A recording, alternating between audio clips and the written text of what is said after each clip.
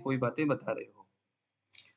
अ, जिस प्रकार से जो नदी जैसे हम देखते हैं ना कि दिल्ली के साइड में आने वाला जो यमुना नदी है, उस नदी के एकदम तलहटी में जाएँगे, एकदम नीचे गहराई नीचे में जाएँगे ना और वहाँ से जाकर के किसी बोतल से पानी डालिए, वहीं पर बोतल ढक्कन को खोलिए और नदी के पानी को आप डाल दीजिए और वहीं ढक्कन लगा कर के ऊपर आएँगे, वो पानी बहुत क्लीन होता है। मतलब उतना गंदा नहीं होता, जितना गंदा ऊपरी सतह में है। और सुपरफिशियल ऊपर जो पानी जो बह रहा है, वो तो कितना गंदा हम जानते ही हैं, वहाँ पर तो बहुत सारे गंदगी है। तो हर नदी में भी जितनी भी जो नदी है, समुद्र है, नदी में विशेष करके जो भी कचरा है, गंदगी है, कुछ भी ऐसी चीज़ें हैं, तो नदी के हमेशा ऊपरी सतह में तैरता है। और जो अच्छा क्वालिटी वाला पानी होगा या कोई भी ऐसी चीज़ें होंगे, वो नदी के एकदम निचले सतह में होता है।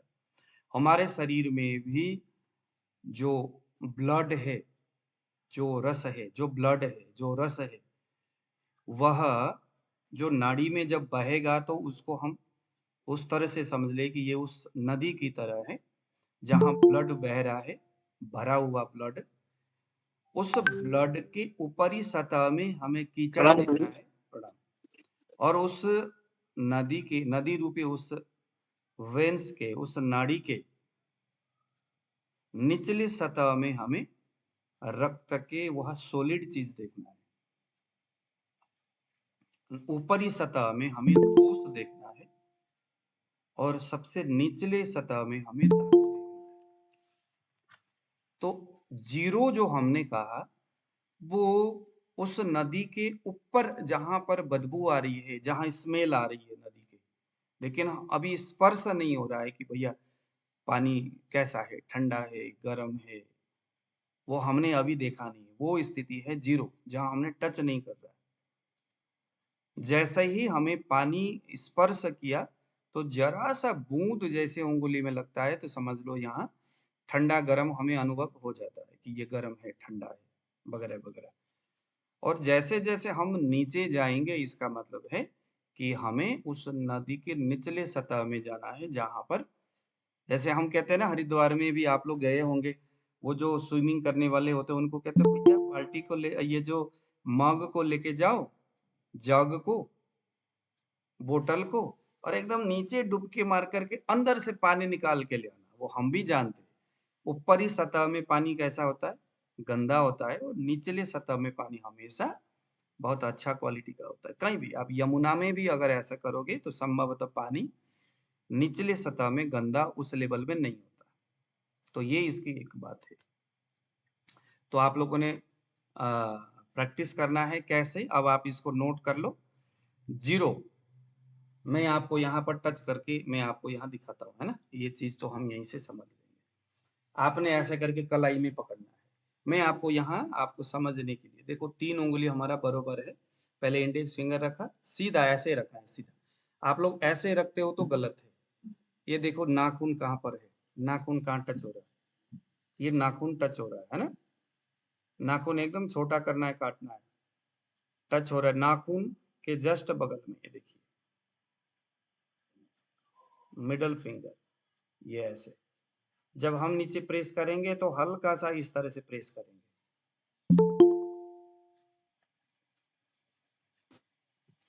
ठीक है। करिए जरा। जीरो, पहले इंडेक्स फिंगर, फिर मिडल फिंगर, फिर रिंग फिंगर। मेडिटेशन करना है रोज के रोज सुबह। आंख को बंद करिएगा अभी, कलाई में उंगली को रखना है, अपने उंगली को सीधे रखना है। सबसे पहले इंडेक्स फिंगर को, वो जो स्पाइक जहां हो रहा है उसके ऊपर जस्ट उसको टिका देना है उंगली को, और उसके बाद मिडल फिंगर बगल में रखना है, एक राई के दाने बरोबर गैप हो, और उसके बाद रिंग फिंगर रखना है। सबसे पहले जहां स्पाइक हो रहा है नाड़ी में, उसके ऊपर आगे पीछे लेफ्ट राइट करते हुए उसको सजाना है, 3 उंगली में स्पाइक लगे। कई लोगों के स्पाइक नहीं दिखता, वो अलग बात है। अब ये जब स्पाइक लगेगा तो सबसे पहले धीरे धीरे धीरे धीरे उस स्पाइक की क्वालिटी को समझते हुए नीचे जाना है, डाउन जाना है, धीरे धीरे प्रेस करते हुए जाना है। जाइए जरा, प्रेस करते हुए जाना है, जाइए डाउन, जाइए जाइए एकदम एंड में जहाँ स्पाइक लगना बंद हो गया, बंद हो गया। उसके बाद आप धीरे धीरे धीरे धीरे ऊपर आइए, जीरो में पहुंच जाइए। जीरो का मतलब है जहां ऊपर सुपरफिशियल उंगलियों को रिलीज कर रहे हैं, सुपरफिशियल आपको नाड़ी में कोई स्पाइक नहीं देख रहा है। अब देखो ये कितनी कमाल की बात है। आप में से बहुत सारे लोग ये सोचते होंगे कि सर ऑनलाइन से कैसे नाड़ी सीखा जा सकता है, बहुत सारे ऐसे लोग सवाल करते हैं। अभी देखो आपको मैं किस तरह से सिखा देता हूँ। फोकस रखिए अपने नाड़ी में, धीरे धीरे धीरे धीरे 8 से ऊपर सुपरफिशियल उंगली को रिलीज करते हुए यार जीरो तक, जहां स्पाइक अभी नहीं लग रहा है। उसके बाद जरा सा प्रेस करना है, तीनों उंगलियों को एक साथ प्रेस करना है। जब आप प्रेस कर रहे होते हो तो ध्यान देना तीनों उंगली साथ में नीचे जा रहा है क्या, कहीं ऐसा ना हो कि एक उंगली तो नीचे तक पहुंच गया, दूसरे का तो पता ही नहीं है, ऊपर ही रह गया वो। तो ध्यान रखना है तीनों उंगली एक साथ नीचे जा रहा है। जब नीचे जा रहा है तो एक राई के दाने बरोबर उंगलियों के बीच में गैप हो रहा है, तीनों उंगली एक साथ में नीचे जा रहा है। आपका जो ध्यान तीनों उंगलियों को नीचे होने वाली स्पाइक के ऊपर जा रहा है, तीनों उंगली के ऊपर।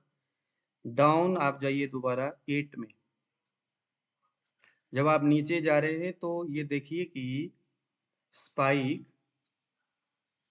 कैसे कैसे लग रहा है, किस किस उंगली में, कहाँ कहाँ, कैसे कैसे टच करते हुए जा रहा है नीचे। कहीं एक उंगली में लग रहा होता है, कहीं दो में लग रहा होता है, थोड़ा नीचे गए 3 में जाता है, फिर कहीं गुम हो जाता है। उस उंगलियों में भी डिस्टल कर्वेचर, मिडल कर्वेचर और प्रॉक्सिमल कर्वेचर, ऐसे करके एक उंगली के 3 भाग हम बाद में सीखेंगे। इस तरह से लगा हुआ रहता है, उसको ख्याल करना है। एक उंगली के 3 भाग करना है। ये देखिए जरा, एक उंगली के 3 भाग, आंख को खोलिए। ये जो थंब वाला उंगली है, इसके साइड में ये जो कोना है, इसको नोट करिए, ये डिस्टल कर्वेचर है। हर उंगली के ये वाला जो कोना है, ये डिस्टल कर्वेचर है, ये वाला कोना। बीच वाला जो है यह मिडल कर्वेचर है। बीच वाला जो है मिडल कर्वेचर, और एंड वाला जो कोना है, ये छोटी उंगली वाल के साइड वाला जो कोना है, ये प्रॉक्सिमल कर्वेचर। अब नोट करिए, प्रत्येक उंगली में जो डिस्टल है वो वायु को रिप्रेजेंट करता है। देखो मैं आपको कितने फटाफट सूत्र सिखा रहा हूं, अभी कॉन्फिडेंटली मैं बता रहा हूं। हर उंगली के जो डिस्टल कर्वेचर है वो वायु को रिप्रेजेंट करता है। डिस्टल कर्वेचर में लगने का मतलब है वायु की स्पाइक हो रही है। मिडल में लगने का मतलब पित्त में स्पाइक हो रहा है, और प्रॉक्सिमल में लगने का मतलब कफ में स्पाइक हो रहा है। लाल बहादुर जी, वैद जी, वैद जी, आप जरा ऑडियो को खोलिए, समझ में आ रहा है कि नहीं आपको? अब ये बताइए, ये कर्वेचर समझ में आया? ये फिंगर वाला कोना है, ये कोने, ये वायु, यहाँ होने वाली स्पाइक को हम वायु कहेंगे। वायु, वायु वाला स्पाइक। हर उंगली के सेंटर में जो स्पाइक होगा वो पित्त के स्थान है। हर उंगली के डिस्टल कर्वेचर पर, प्रॉक्सिमल कर्वेचर पर, वो कफ का स्थान है। ऐसा क्यों है? अब हम थोड़ा सा इसको भी इतिहास से समझते हैं। अब आपके मन में आ रहा होगा कि भैया हमने इस उंगली को वायु माना है ना? इस उंगली से हम वायु को देखते हैं, इस उंगली से हम पित्त को देखते हैं, इस उंगली से हम कफ को देखते हैं। इस उंगली में होने वाली स्पाइक को वातज स्पाइक, इसमें होने वाली स्पाइक को पित्तज स्पाइक, इसमें होने वाली स्पाइक को कफज स्पाइक। यह एक सामान्य रूल है, लेकिन हम इस बार जो पढ़ेंगे उसमें ये है ही नहीं कि आपके यहाँ लग रहा है तो वायु, यहाँ लग रहा है तो पित्त। बेसिकली ऐसा नहीं है। हमारे शरीर में पैर के नाखून से लेकर के सिर के चोटी तक हर जगह कफ पित्त वात है। क्या?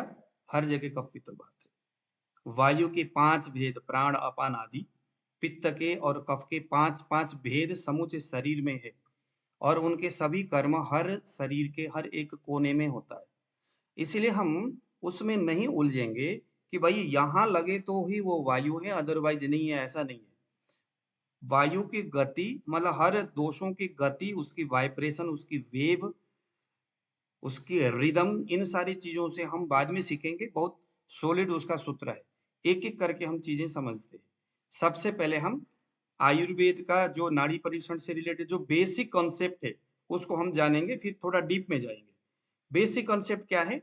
ये वायु, ये पित्त और ये कफ, इसमें स्पाइक होने का मतलब है हमारे शरीर में जो वात स्थान है। क्या वात स्थान क्या है? नाभि से नीचे ये वायु का स्थान, नाभि से चेस्ट के बीच ये पित्त का स्थान, और चेस्ट से लेकर के ऊपर सभी ये कफ के स्थान। अगर आपके यहाँ स्पाइक हो रहा है, इसका मतलब शरीर के किसी भी हिस्से में कोई दिक्कत होगा, वो बाद वाले थ्योरी से हम समझेंगे। लेकिन ये पक्की बात है कि नाभि से नीचे कहीं ना कहीं होने वाली प्रारंभिक गड़बड़ी के वजह से ये हो रहा है। मतलब वात स्थान के विकृति के वजह से कहीं भी दिक्कत हो रहा है, हो ब्रेन में, वो हो नाक में, आंख में, कान में, गले में, नाभि में, छाती में, कहीं भी हो, लेकिन उसका जड़ जो है वात स्थान है, नाभि से नीचे है। वहां किडनी है, वहां ब्लाडर है, वहां बहुत सारी चीजें हैं। उनसे जुड़ी हुई बातें इंडेक्स फिंगर हमें बताता है। मिडिल फिंगर हमें क्या बताता है? मिडिल फिंगर बताता है अब इंसान के शरीर के कहीं पर भी कोई भी दिक्कत हो, अगर मिडिल फिंगर में स्पाइक है, इसका मतलब है आपके अग्नि स्थान, आपके लीवर हो गया, आपके पेनक्रियाज हो गया, आपके जो है अग्न्याशय हो गया, समान वायु है ना, पाचक पित्त, साधक पित्त, हृदय, इन सारी चीजों से संबंधित बातें बताता है मिडिल फिंगर। अग्नि स्थान की बातें बताता है कि मतलब इसमें जो कुछ भी है अग्नि स्थान की गड़बड़ी की वजह से दिक्कत हो रहा है। और अगर इसमें स्पाइक है, इसका मतलब है आमाशय, आमाशय इंडाइजेशन, प्रथम अवस्था पाक की गड़बड़ी से दिक्कत हो रही है। आया समझ में?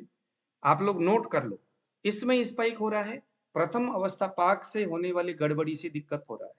लिखिए प्रथम अवस्था पाक, वो हम थोड़ी देर बाद में समझेंगे। इसमें स्पाइक हो रहा है, द्वितीय अवस्था पाक से संबंधित गड़बड़ी से समस्या हो रहा है। इसमें स्पाइक हो रहा है, तृतीय अवस्था पाक से संबंधित गड़बड़ी से समस्या हो रहा है। ठीक है, अब हम जरा इसको बेसिक तरीका से समझते हैं। उनको अलग सा लिंक दे दो, मैसेज आ रहा यहाँ पर भेजा हुआ है ना लोगों को।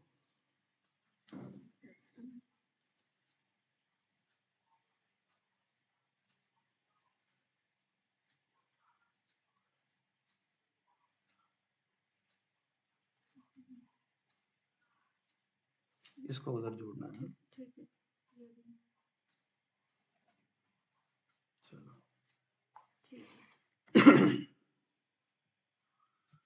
अब हम जरा वेबसाइट में जाते हैं। वेबसाइट में मैंने सभी चीजें नोट किया हुआ है, ध्यान से समझते हैं। जो अभी मैंने आपको 2-3 बातें बताया, अवस्था पाक, प्रथम अवस्था, द्वितीय अवस्था, तृतीय अवस्था, ठीक है। अभी आपको ये चीजें दिखाई दे रहा है कि नहीं? एकदम देखो, मैं आपको फिर से बता रहा हूँ।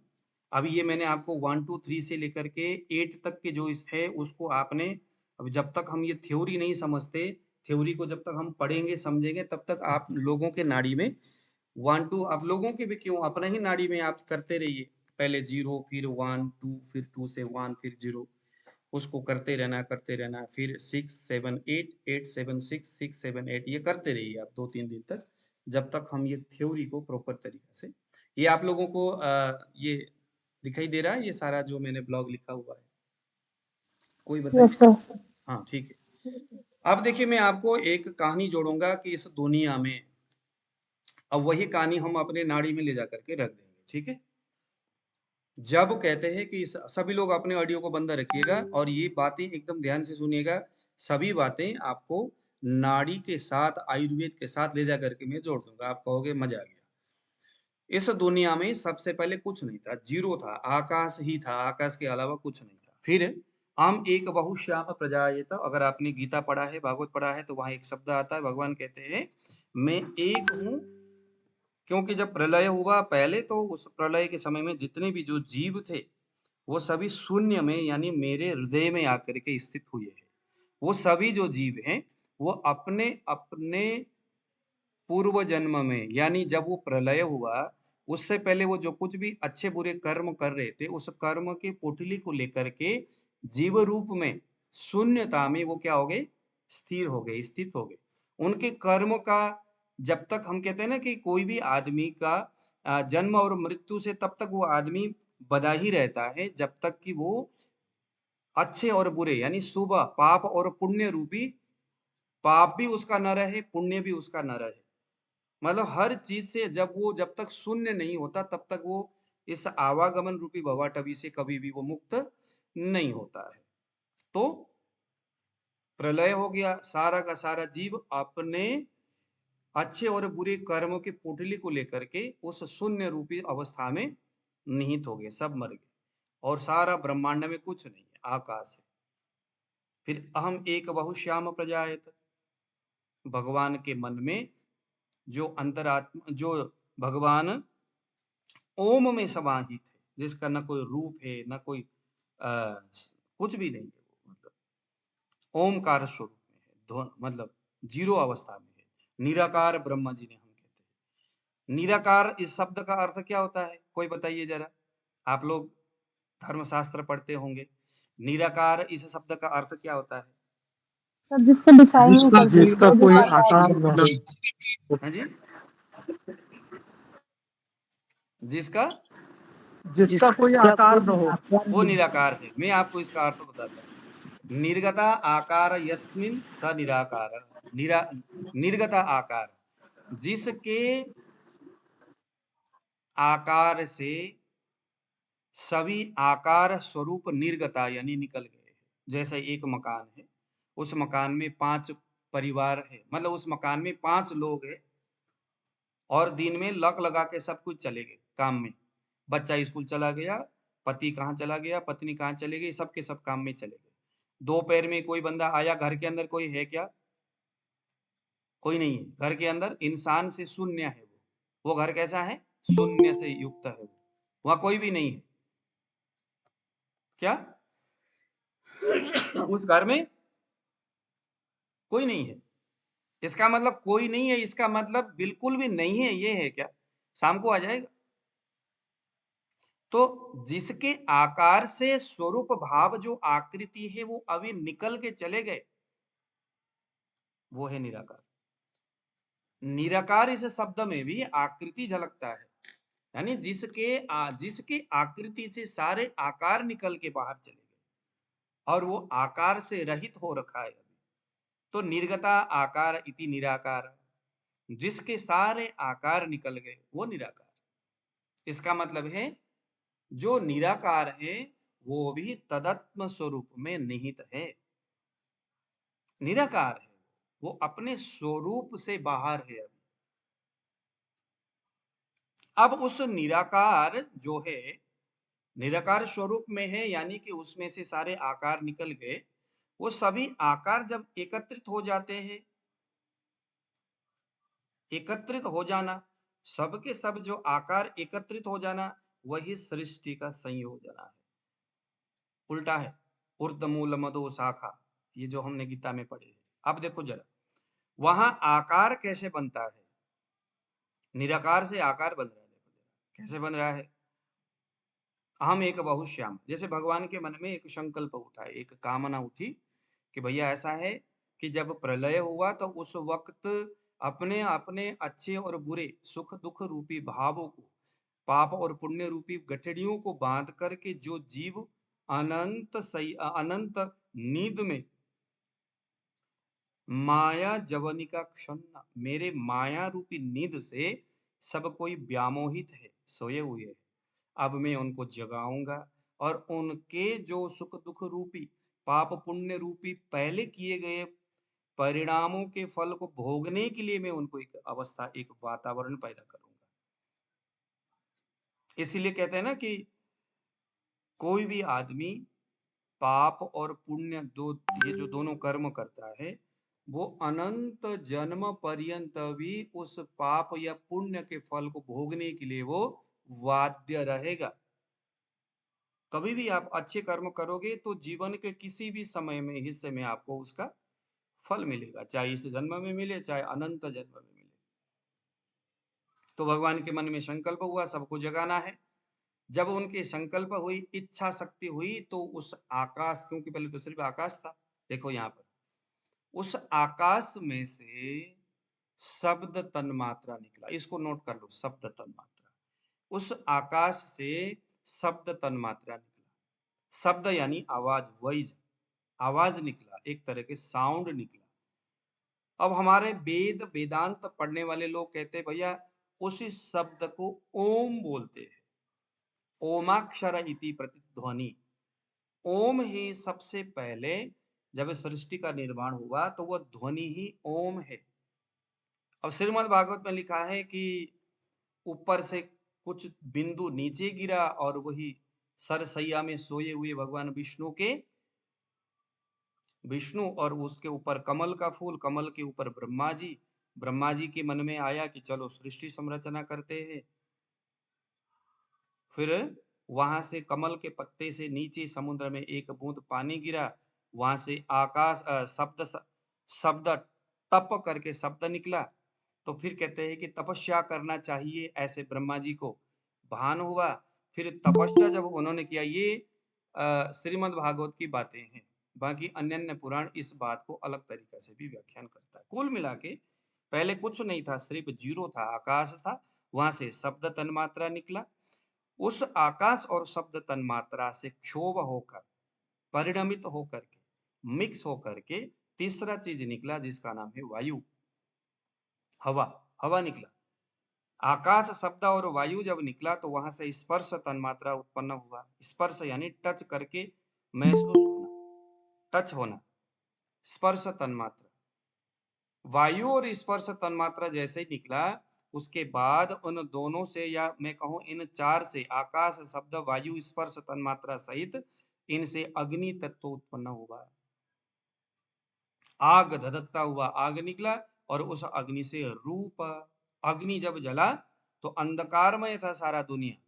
हवा तो था लेकिन दृश्य पदार्थ दिख नहीं रहा था। जैसे अग्नि प्रकट हुआ तो रूप तन्मात्रा, रूप यानी देखना, दिखने वाली चीजें, दृश्य रूप निकला, रूप तन्मात्रा निकला, जहां से देखा जाता है, देखने के विषय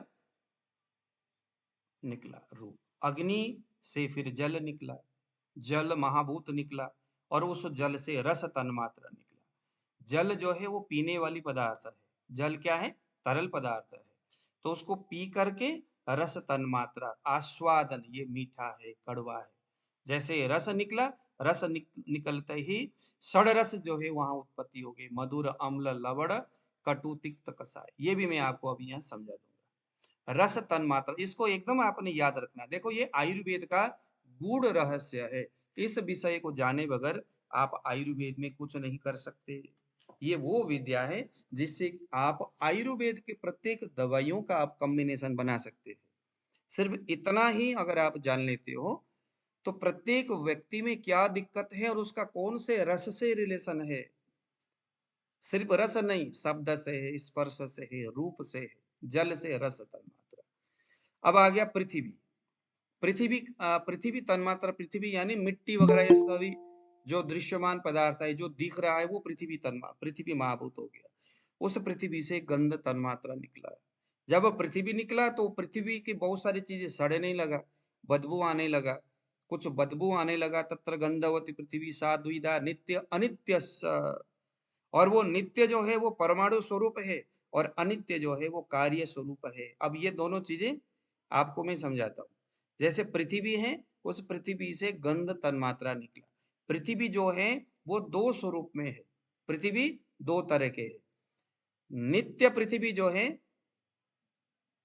तत्र गंधवती पृथ्वी, पृथ्वी कैसा है, गंधवती है, गंध से युक्त है।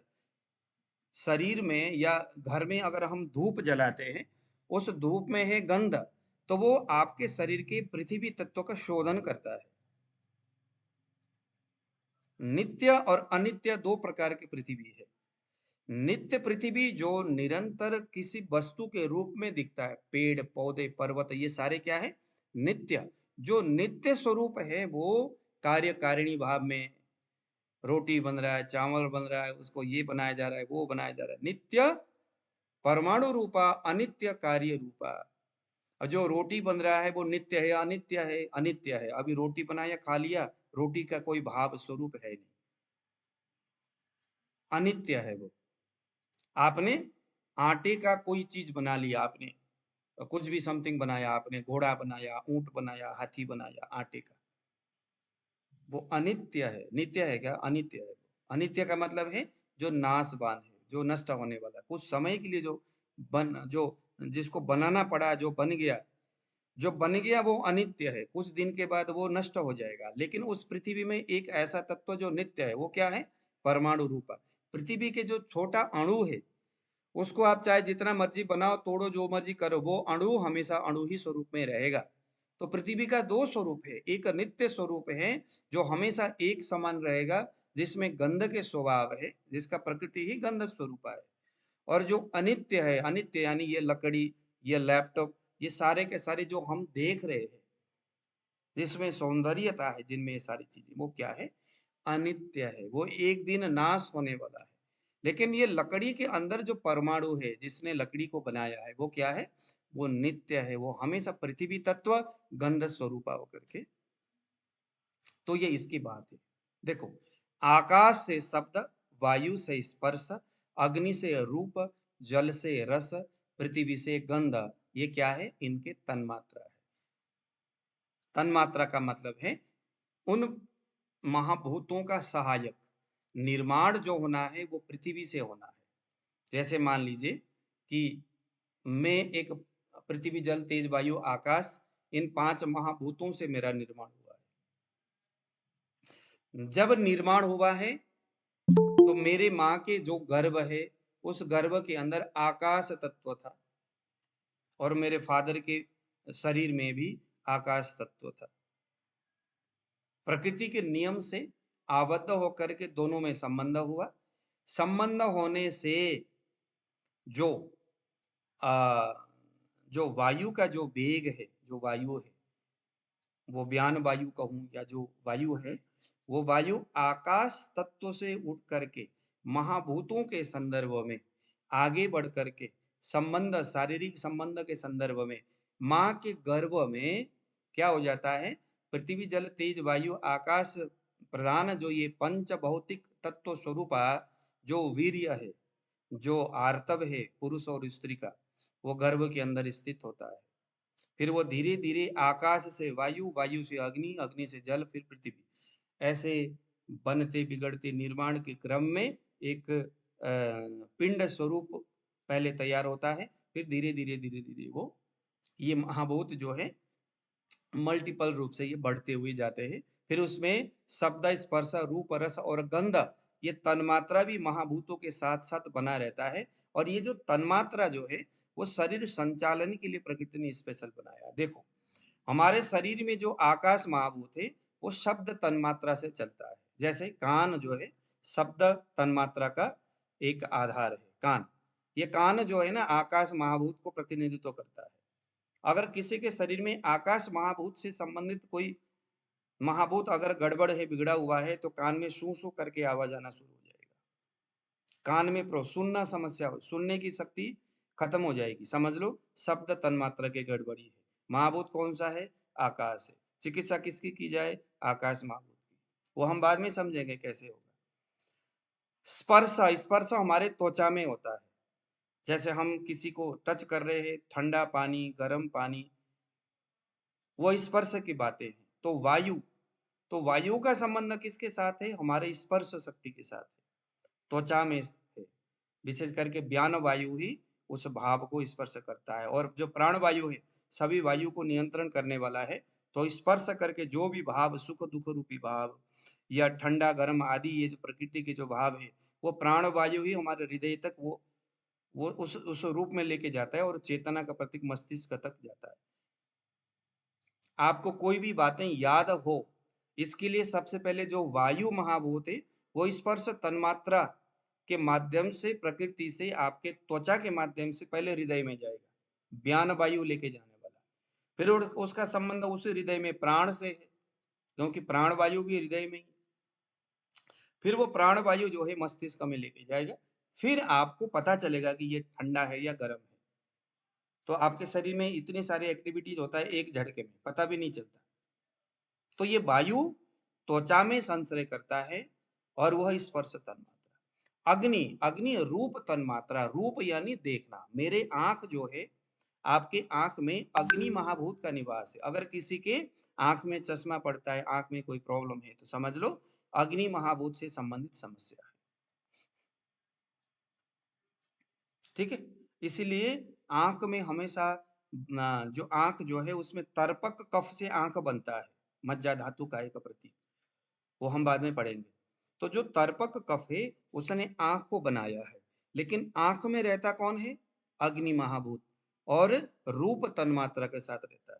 तो अग्नि जो है मंद मंद उष्मा यानी गर्मी के साथ उस आंख में अग्नि तन्मात्रा, अग्नि महाभूत रहता है रूप तन्मात्रा के साथ। तो हमेशा वो जो अग्नि है, आंख के बाहर कफ का जो वो जाल है उसको धीरे धीरे धीरे धीरे जला करके, पिघला करके आंख को प्रफुल्लित करता है, क्योंकि ये महाभूत में से अग्नि महाभूत का निवास स्थान है आंख। तो इसलिए आंखों की रक्षा करना जरूरी। जब भी कभी आंख में प्रॉब्लम होगा, समझ लो अग्नि महाभूत गड़बड़ हो गया। तो अग्नि की व्यवस्था करने वाली बातें हैं। अब आ गया जल।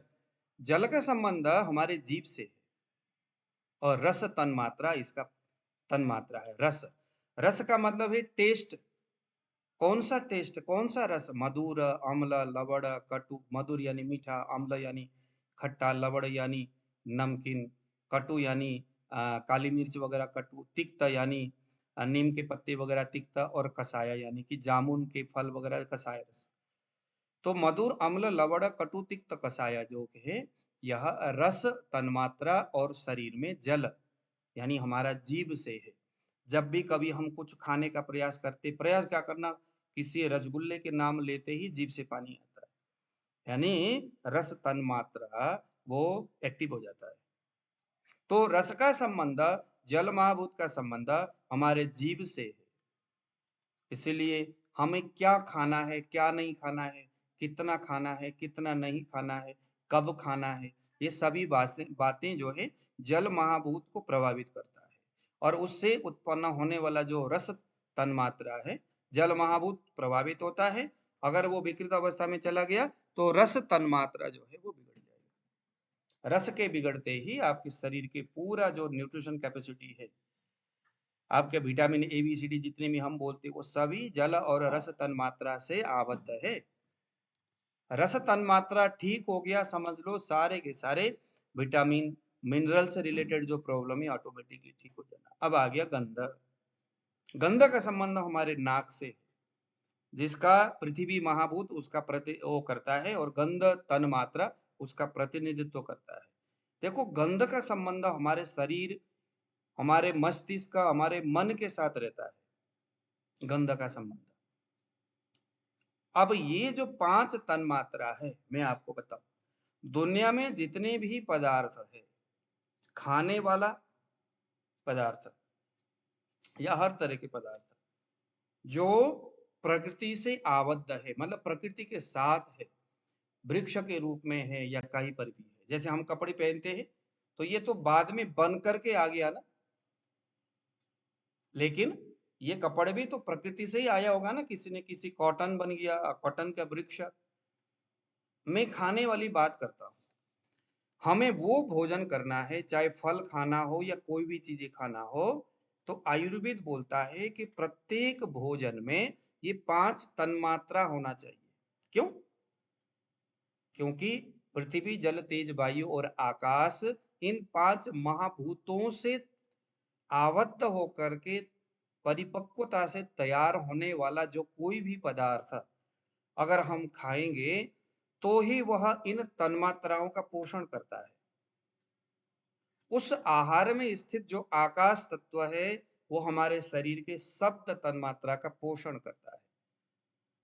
वायु स्पर्श तन्मात्रा का पोषण करता है, अग्नि रूप तन्मात्रा का पोषण करता है, जल रस तन्मात्रा का पोषण करता है, पृथ्वी गंध तन्मात्रा का पोषण करता है। इसका मतलब क्या है? मान लीजिए आपने बाजार से पपीता खरीद के लाया, अब हम देखते हैं यार पपीता देखने में देखो कितना बुरा है, कितना बेकार है, सड़ा सा, बहुत पुराना, एकदम झुरियां सा पड़ा हुआ है। तो क्या हो गया? देखने से ही वो एकदम नेचुरल नहीं लग रहा है ना? नेचुरल नहीं लग रहा है, देखने से नहीं लग रहा है। इसका मतलब क्या हो गया? उसका रूप तन्मात्रा, आंख ने देखा, देख करके अच्छा नहीं लग रहा है, यार ये तो बड़ा सड़ा सा लग रहा है। अब वो पपीता अगर हम खाएंगे तो क्या हो जाएगा? वो आकाश अग्नि जल और पृथ्वी तन्मात्रा को पोषण कर सकता है, करेगा नहीं करेगा बात की बात है, लेकिन एक चीज को नहीं करेगा जिसका नाम है अग्नि तन्मात्रा। आकाश वायु जल पृथ्वी को करेगा, लेकिन अग्नि महाभूत और रूप तन्मात्रा का वो पोषण नहीं करेगा। यानी हम जो कुछ भी खाएंगे हमें यह ख्याल रखना है इन महाभूतों का पोषण हो और इन तन्मात्राओं का पोषण हो। अगर हमने उस तरह के पपीता खाया और कंटिन्यूसली ऐसी चीजें हम खाते रहे सस्ते के चक्कर में, अरे भैया बड़ा सस्ता मिल रहा है, क्या हुआ यार, अंदर मीठा तो है ही नहीं, तो चीनी उनी डाल खा लेंगे, तो क्या हो गया? रूप तन्मात्रा खत्म। वह पपीता आपके धीरे धीरे अग्नि को खराब कर देगा और खराब के वजह से आपकी आंखों में प्रॉब्लम आएगी, आपकी जठराग्नि, क्योंकि समूचे शरीर की अग्नि की बात है, रहता तो आंख में है लेकिन पूरा उसकी जो एक्टिविटीज है वो समूचे शरीर की अग्नि के साथ है। तो दिखने में जो खराब है ऐसे चीज को अगर हम खाते हैं तो महाभूत और तन्मात्रा के संदर्भ में अग्नि और रूप तन्मात्रा को गड़बड़ करता है। तो परिणाम से क्या हो जाएगा? हमारे शरीर की अग्नि गड़बड़ हो जाएगा, क्योंकि उसको पोषण देने वाला वैसा महाभूत और तन्मात्रा उस वस्तु में है ही नहीं। जब नहीं है तो कैसे होगा? बेसिकली जो कुछ भी हम खाते हैं, खाने का मतलब क्या है? महाभूत और तन्मात्राओं का पोषण ही बेसिकली आहार का कंसेप्ट है। ऐसे ही हम कोई भी चीजें खा ले, जैसे आजकल आप देखते होंगे वो जो क्या बोलते हैं, अमरूद आता है बाजार में, इतने बड़े बड़े दिखने में बड़ा लगता है, क्या बात है यार, पपीता मजा आ गया भैया, पीला पीला सा है। तो रूप तन्मात्रा दिखने में तो बड़ा अच्छा लग रहा है, लेकिन जैसे ही ला करके काट करके खाते तो रस विहीन होता है, रस ही नहीं होता उसके अंदर, वो टेस्ट हमें लगता नहीं है जो कि देसी अमरूद में वो टेस्ट जो मिलता है उस अमरूद में मिलता ही नहीं। तो क्या हो गया? रूप तन्मात्रा तो उन्होंने बना लिया, मतलब पता नहीं कैसे, वो किस तरह से बनाया है उन्होंने, कैसे उन्होंने खेती किया है, लेकिन टेस्ट नाम का कोई चीज उसमें है ही नहीं, नेचुरल स्वाद नहीं है। इसका मतलब क्या है? हमारे जल महाभूत को उसने गड़बड़ किया, रस तन्मात्रा उससे खराब हो गई, उसकी पोषण नहीं हुई थी, क्योंकि रस जीव को पता चल रहा है कि यार मजा नहीं आया, ये वो रस टेस्ट है ही नहीं, चेतना पता चल सकता है। तो रस तन्मात्रा खराब हुआ, जल महाभूत खराब हो गया, परिणाम से क्या होगा? कोई तो है जिन्होंने ऑडियो खोल करके बैठा है, प्लीज जरा ऑडियो को बंद करिए। परिणाम से ये होगा कि हमारा शरीर में जो न्यूट्रिशन जिन्हें हम कहते हैं vitamin A B C D, ये वाली स्थिति खराब हो जाएगा। शरीर में कैल्शियम की कमी होना, तमाम तरह की जो हम बात करते हैं, कमजोरी आना, वो अगला कहेगा भैया फल तो खा रहे लेकिन फिर भी वीकनेस आ रहा है, अरे भाई आएगा ही, क्योंकि रस का संबंध आपके शरीर के धातुओं का पोषण करने से लेकर के समूचे शरीर को न्यूट्रिशन देने वाला जो काम है रस ही करता है। इसका मतलब ये है कुछ भी चीज हम खाएंगे उसका संबंध इन महाभूत और तन्मात्राओं से है। आप देखो जरा, सबसे पहले जब जन्म हुआ या सृष्टि का जब संरचना हुआ, आकाश तन्मात्रा था, पहले आकाश महाभूत था, वो जीरो आकाश। उसके बाद वायु हुआ, वायु के बाद अग्नि हुआ, अग्नि के बाद जल हुआ, जल के बाद पृथ्वी हुआ। अब इसको हम क्रमशः देखो, हमारा जो ये हाथ है तीन, अब इन महाभूत को हम इस उंगली से पूरे शरीर को चेकअप करेंगे। हमारा जो समूचा शरीर आकाश वायु अग्नि जल और पृथ्वी इस रूप से तैयार हुआ है। नाड़ी से हम कैसे देखेंगे महाभूतों को? इस संदर्भ में कैसे हम देखेंगे हमारे शरीर के अवस्थाओं को? तो जो वायु है, वायु आकाश और वायु महाभूत, इन दोनों के संयोग से वात दोष शरीर में तैयार होता है, जिसका तन्मात्रा है शब्द और स्पर्श, जिसको हम इंडेक्स फिंगर से देखेंगे। अग्नि और जल, इन दोनों के संयोग से पित्त, शरीर में पित्त जो दोष है वो तैयार होता है, प्राकृत पित्त तैयार होता है। अग्नि और जल महाभूत से पित्त दोष बनता है। ऐसे ही जल और पृथ्वी महाभूत से कफ दोष बनता है। तो आकाश वायु इजिकल टू वात दोष, अग्नि जल इजिकल टू पित्त दोष, जल और पृथ्वी इजिकल टू कफ दोष। वायु इजिकल टू शब्द स्पर्श, पित्त इजिकल टू रूप रस, कफ इजिकल टू रस और गंध। तो देखो जरा, हमने उस व्यक्ति के हाथ के सबसे आगे कौन सा उंगली रखा है? वायु। वायु वाला उंगली रखा ना, इंडेक्स फिंगर। इंडेक्स से हम क्या देखेंगे? आकाश और वायु महाभूत प्रधान वात को देखेंगे। इसीलिए वो वायु सबसे आगे है, क्योंकि उत्पादन होते वक्त, निर्माण होते वक्त सबसे आगे कौन था? आकाश ही था। और सबसे पीछे कौन था? पृथ्वी था। तो सबसे पीछे वाला उंगली कौन है? कफ। सबसे आगे वाला उंगली कौन है? आकाश वाला। आए समझ में? तो आपके मन में आएगा कि भैया इंडेक्स फिंगर को आगे और रिंग फिंगर को पीछे ही क्यों रखे? तो उसका कारण है क्योंकि सबसे पहले आकाश और उसके बाद वायु हुआ। आकाश वायु, वायु वात दोष को प्रतिनिधित्व करते, उसका निर्माण करते, इसलिए इंडेक्स फिंगर सबसे आगे। अब ये इस तरह से जब हम देखते हैं तो हम चाहे तो अब वो उंगली आप कहीं भी रख लो, यहां भी रख लोगे अगर, तो भी यह जो वायु है, जो ये इंडेक्स फिंगर है, वो वायु को ही देखेगा। कहीं भी रख लो आप उंगली, जहां से आपको प्रॉपर तरीका से स्पाइक, जहां से आपको प्रॉपर तरीका से समझ में आ जाए, उस जगह में आपने उंगली रखना है। तो इंडेक्स फिंगर यानी कि आकाश और वायु महाभूत, मिडिल फिंगर यानी अग्नि और जल महाभूत, और रिंग फिंगर यानी जल और पृथ्वी महाभूत। तन मात्राओं को याद करना है। आप बताइए, आप लोग किस किस के समझ में आया ये बात, किस किस के समझ में नहीं आया, ताकि हम आगे बढ़ेंगे। हम इसी तरह से प्रत्येक आयुर्वेदिक पॉइंट ऑफ व्यू से समझते हो। यदि आप ये सोचते हो कि भैया हमें तो नाड़ी ही समझना है, बाकी ये चीजें आकाश वाकाश समझना नहीं है, तो आप गलत जगह में आ गए। क्योंकि यहाँ पर हम चाहते हैं कि आपको मैं दो बातें कुछ सिखा लूं, समझा लूं अच्छी तरह से। ईमानदारी इसी का ही नाम है। और इस नॉलेज के बेसिस पर आप 2500 रुपया आपके लिए कुछ नहीं है, जो चीज आप इतनी गहराई से समझने वाले हैं अभी यहाँ पे। जो आयुर्वेद अभी जिसने आयुर्वेद बिल्कुल भी नहीं सीखा है, बहुत जाना ही नहीं है, समझा ही नहीं है, वो भी उसका जड़ भी, उसका बेसिक जो कंसेप्ट है वो भी यहीं से शुरू हो जाएगा। आयुर्वेद का बेसिक कॉन्सेप्ट यही है। उसी महाभूत से ही तो सारी चीजें तैयार हुआ है। अब हम वहीं से समूचे आयुर्वेद के सारा जड़ टटोलने का प्रयास करेंगे, और उसी आधार पर हम नाड़ी में वो सारी चीजें देखेंगे। बताइए जरा, आप थोड़ा सा बताइए किस किस को क्या क्या समझ में नहीं आया, फिर हम आगे जाएंगे रसों के आधार पर। अब मैं आपको बता दूं कि जो लोग डेमो के करके आ रहे थे, उनका क्लास आज तक है। कल से मैं ऐसे लोग जिन्होंने पेमेंट जमा नहीं किया है, वो हमारे इस क्लास में वो लोग नहीं आ पाएंगे। तो 8699175212 ये मेरा नंबर है।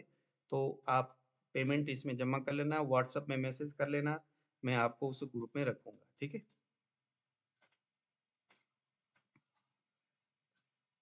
हाँ जी, आप सभी लोग जरा कैमरे को ऑन रखिए, कैमरे को खोलिए जरा सभी लोग। राहुल भाई जरा आप ये, आप एग्जिट ये इसको करिए जरा, थोड़ा सा छोटा बनाइए ना आप। क्या नाम है इसको, सभी लोग जरा सामने आ जाइए। हाँ जी, राहुल भाई थोड़ा सा ना उसको छोटा बनाओ ना, स्क्रीन आपका।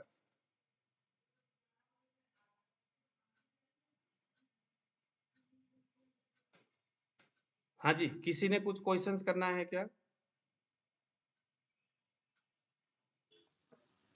सर जी। जी। सर जैसे हमने इसमें ये देख लिया बात पित्त और कफ इन फिंगर्स में हमें दिखाई दे रही है। तो जैसे आपने अभी जो हमें तन्मात्रा बताई है, तो इसके बेसिस पर ही हम आगे फिर पता लगा सकते हैं कि किसी को क्या डेफिशिएंसी है या नहीं, किसी वो को क्या डेफिशिएंसी प्रॉब्लम तक है। अभी हम पहुंचे ही नहीं है, वहां तक अभी आप मत जाइए। नहीं सर मतलब इन्हीं से पता चलेगा। हाँ, वहीं से सभी वहीं से चलेगा। वो मैं आपको इस हिसाब से सिखाऊंगा कि आपको पता ही नहीं चलेगा कितने जल्दी आप नाड़ी में एक्सपर्ट हो गए। बस आपका काम है जितना आज हमने सीखा उसको आपने मनन करना है, नोट बनाना है, उसको एक बार और ज़्यादा रीड करना है, उसको समझना है, उसके बाद प्रैक्टिस करते रहना है। आपका काम इतना ही है। हाँ जी, वैभव जी बताइए।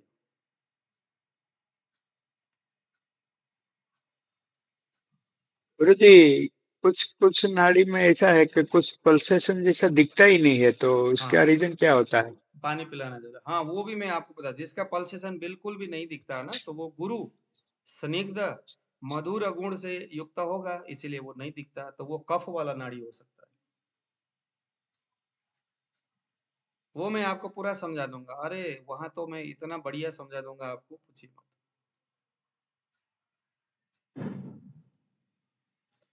अब आप लोग बताओ कि जो अभी हम ये समझ रहे, अब मेरा ये ख्याल है कि आप लोगों को मैं ये रस वगैरह सारा समझा दूं।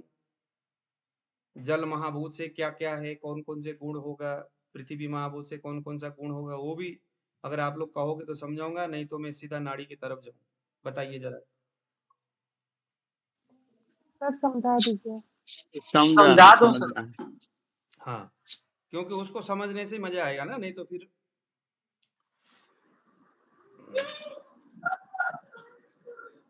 मैंने वो आर्टिकल लिखा हुआ है वेबसाइट में जाकर के देख लीजिएगा, उसको कई बार उसको पढ़ लीजिएगा, क्योंकि मैं उसी के बेसिस पे आपको पढ़ाऊंगा। फिर आपने ये कहना नहीं कि सर मुझे नोट दे दो, क्योंकि नोट तो क्या, मैं तो उसी से पढ़ा रहा हूँ आपको।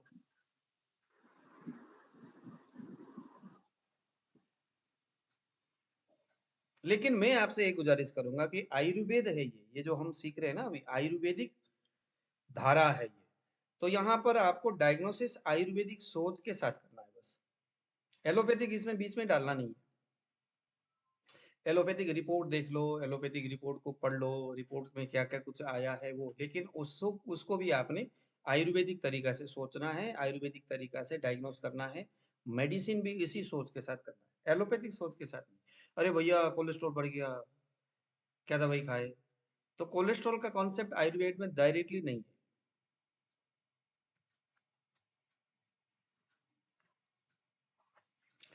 किसी ने और कुछ क्वेश्चंस करना है? अभी मैं आप लोगों को कल के लिए होमवर्क दूंगा। मेरे हिसाब से कल भी क्लास होगा। अब ये आज से ना हम कंटिन्यूसली रोज क्लास करेंगे, ठीक है?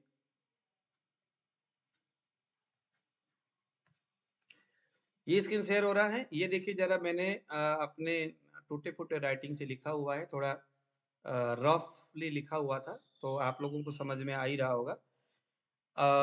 अभी जो हमने जल, पृथ्वी, अग्नि, वायु और आकाश महाभूत के जो हमने बात किए थे, अब चूंकि हम आयुर्वेद में नाड़ी देखने वाले हैं, और नाड़ी हमारा कोई भी व्यक्ति आहार और विहार से प्रभावित होता है, उसका जो रोग है आहार विहार से होता है। तो ये जो मैंने यहाँ जो चार्ट बनाया है, ये आहार से संबंधित है। मतलब अगर कोई आदमी मधुर रस का सेवन करेगा, मधुर यानी मीठा, तो मीठा अगर सेवन करता है तो उससे दो बातें हैं, जल और पृथ्वी महाभूत बढ़ते हैं। तो मधुर रस में जल महाभूत का मतलब उसमें स्निग्ध और शीत गुण है। मधुर रस में पृथ्वी महाभूत का मतलब गुरु मंद स्थिर। इसको आप लोग नोट कर लो और इसको याद कर लो, क्योंकि बाद में जब नाड़ी देखेंगे तो फिर ये सारी चीजें वहां समझ में आना चाहिए। ठीक है, आप लोगों को ये समझ में आ रहा है जो लिखा हुआ राइटिंग है? Yes sir. देखो मधुर का, मधुर जो है, मधुर रस जो है ना, मधुर यानी जो मीठा है। जैसे मान लीजिए कि आपने सेब खाया, सेब खाया इसका मतलब जल और पृथ्वी, उसमें से जल तत्व ज्यादा है, पृथ्वी तत्व सेब में कम है। जल तत्व ज्यादा है इसका मतलब वो मीठा है और जल तत्व प्रधान है, तो स्निग्ध और शीत गुण बढ़ेगा। स्निग्ध गुण शीत गुण। अब मान लीजिए कि कोई आदमी को शीत ज्वर आ रहा है, कपकपी वाला, उसको साइनस भी हो रहा है, खांसी भी हो रहा है, जुकाम भी हो जा रहा है, नजला भी हो रहा है, शरीर से ऐसा कुछ हो रहा है, शरीर में अकड़न भी हो रहा है, पूरा ऐसी स्थिति हो रही है, तब उसको खाने के लिए क्या ना दे? ये सूत्र वहां बहुत अच्छा काम करेगा। यहाँ पर क्या है, सेब दे या नहीं दे? सेब कैसा है? सेब जो है मीठा है। मीठा है मतलब सेब में पानी ज्यादा है, तो मधुर रस में जल है। जल होने का मतलब उस सेब के अंदर स्निग्ध शीत गुण है, स्निग्ध और शीत गुण है। अब ये शीत स्निग्ध गुण प्रधान जो सेब है, क्या काम करेगा शरीर में?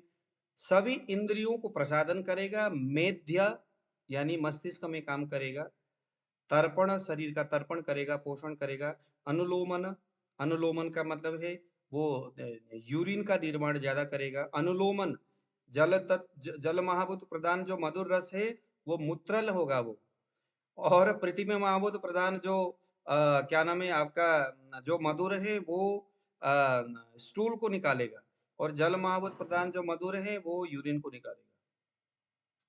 ठीक है, तो ये वो मूत्रल है, बल्य है, बल्य यानी बल कारक, जीवन है, जीवन का मतलब है ब्लड में आरबीसी लेवल को मेंटेन करने वाला, ब्रीमण, ब्रीमण का मतलब शरीर को पोषण देने वाला, स्थैर्य कर यानी स्टेबिलिटी लाने वाला, यानी वो मन के ऊपर भी काम कर रहा है, संधान कर शरीर को जोड़ने वाला, और वर्ण चेहरे को मतलब कि आपके फेस को रंग देने वाला है ना, डिस्कलरेशन को ठीक करने वाला, दाह प्रशमन यानी जलन को खत्म करने वाला। तो ये सारी चीजें हैं। तो मान लो कि किसी को कफ बढ़ा हुआ है और सेब अगर दे रहे हो तो क्या हो जाएगा? स्निग्ध शीत गुण बढ़ेगा, ये सारे बेनिफिट तो होगा, लेकिन ऊपर दोष में ही गड़बड़ हो जाएगा, फिर इससे शरीर में और ज्यादा प्रॉब्लम आना शुरू हो जाएगा। आ रहा समझ में? तो ये सारी चीजें आपको देखना है। अगर पृथ्वी गुण प्रधान मधुर रस अगर लेते हो तो ये क्या हो सकता है? पृथ्वी गुण प्रधान मधुर, जैसे जौ हो गया, मधुर और पृथ्वी गुण महाभूत प्रधान है, तो उसमें क्या है? गुरु मंद स्थिर, गुरु मंद स्थिर, वो हैवी होगा, मंद होगा। मंद का मतलब है स्लो डाइजेशन, उसको डाइजेस्ट करने में शरीर को टाइम लगेगा। स्थिर, वो पृथ्वी महाभूत प्रधान जो मधुर रस है वो गुरु होगा, मंद होगा और स्थिर होगा। तो ये स्लो डाइजेशन होगा, जिसका अग्नि बहुत ज्यादा कमजोर है और दुर्बल व्यक्ति है, उस व्यक्ति को कभी भी मधुर रस पृथ्वी महाभूत प्रदान नहीं देना चाहिए,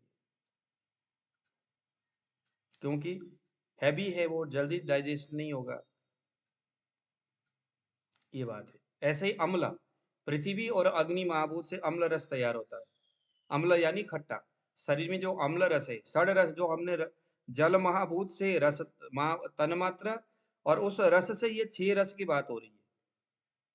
अम्ल रस, ये पृथ्वी और अग्नि महाभूत प्रधान है। पृथ्वी महाभूत प्रधान जो अम्ल रस है उसमें गुरु गुण है, और अग्नि महाभूत प्रधान जो अम्ल रस है उसमें 3 गुण है, स्निग्ध, उष्ण और लघु। तो देखो, स्निग्ध जो है जल महाभूत प्रधान मधुर में भी है, और अग्नि महाभूत प्रधान अम्ल में भी है।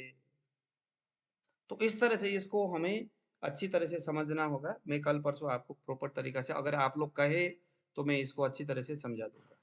अदरवाइज अगर आपको समझ में वैसे ही आता है तो नोट मैंने बनाया है, उसको एक बार पढ़ लीजिएगा। अगर आपको बोरिंग लगता है तो मैं स्किप कर दूंगा इसको, आगे हम दूसरे कॉन्सेप्ट को पढ़ेंगे, क्योंकि आयुर्वेद का ये बहुत गहरी बात है, इसको जल्दी से समझ में नहीं आएगा, लेकिन जहाँ समझ में आ गया वहाँ समझ लो, फिर आयुर्वेद में आप इसी में घूमते रहोगे। फिर ये ऐसी चीज है, मतलब आपने कुछ नहीं करना, ये चार्ट सामने रखना है, कोई पेशेंट आ गया, उस चार्ट को देखा, नाड़ी देखा, बस डायग्नोस हो गया, उसको क्या खाना है, क्या नहीं खाना, कितना खाना है, कौन सा रस खाना है, वो इसी चार्ट से तय होगा। पूरा का पूरा जो डाइटिशियन है वो डाइटिशियन कोर्स इसी चार्ट से तय होगा।